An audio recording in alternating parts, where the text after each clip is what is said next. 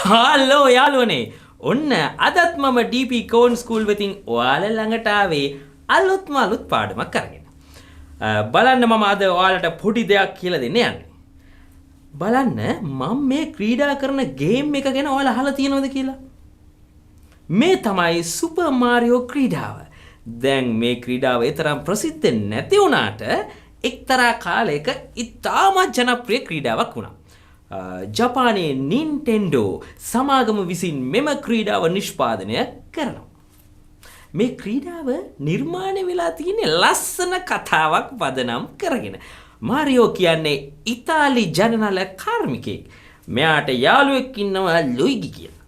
මේ දෙන්නා හතුරු රාජධානියේ සිටින ටෝඩ් ස්ටූල් කුමරියව දුෂ්ට කිම් බවුසර්ගෙන් බේරගන්න උත්සාහ කරනවා. මේක තමයි මේ ක්‍රීඩාවට හේතුණු කතාව.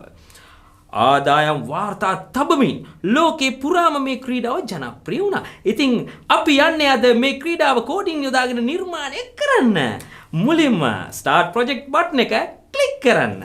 ඊළඟට how it works button එක ක්ලික් කරන්න.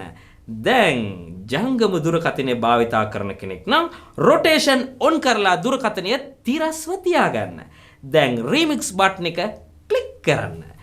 දැන් මාරියෝ මේ සතාගෙන් බේරිලා මේ චෙරි එකතු කරන්න ක්‍රීඩාව නිර්මාණය කරන්න.